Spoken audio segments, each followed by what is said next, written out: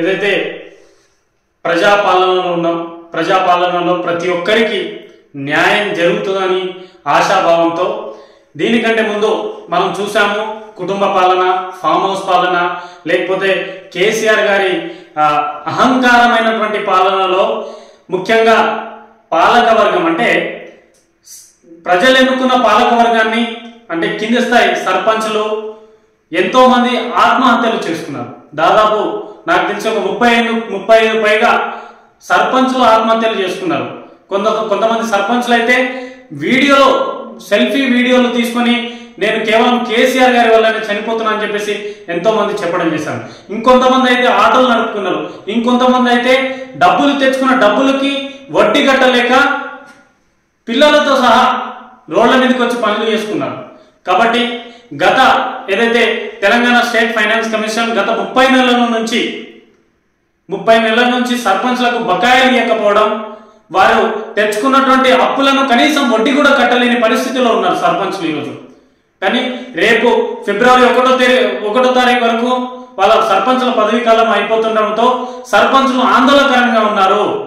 కాబట్టి నిన్న తెలంగాణ సర్పంచ్ల అధ్యక్షులు వారి డిమాండ్కు గిరిజన సంఘాల జేఏసీ తరఫున పూర్తి మద్దతు, పూర్తి సహకారం తెలియజేస్తున్నాము.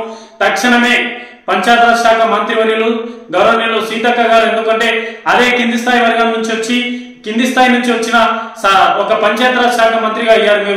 మీకు తెలుసు, మాకంటే బాగా ఈరోజు 1200 కోట్ల రూపాయలు ఇంకా విడుదల కాని బకాయిలు ఉన్నాయి తెలంగాణ రాష్ట్రంలో.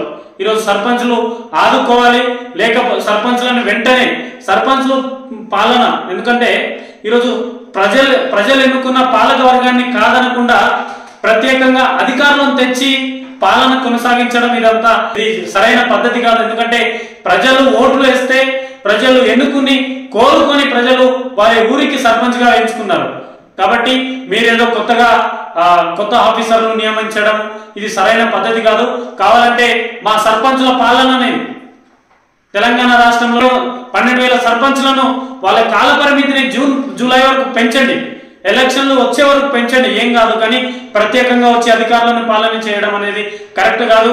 వెంటనే సర్పంచ్ల బకాయిలను విడుదల చేసి సర్పంచ్ల యొక్క కుటుంబాలను ఆదుకోవాలని కాంగ్రెస్ ప్రభుత్వాన్ని, రేవంత్ రెడ్డి గారి సర్కార్ని నేను కోరుకుంటున్నాను. ఎందుకంటే వారు ఎంతో మంది ప్రాణ బలిదానం చేసుకున్నారు అప్పులు కట్టలేక.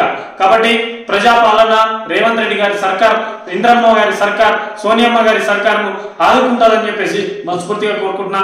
గిరిజన సంఘాల జాయింట్ యాక్షన్ కమిటీ తరఫున వాళ్ళకి పూర్తి మద్దతు తెలియజేస్తాం. జై హింద్.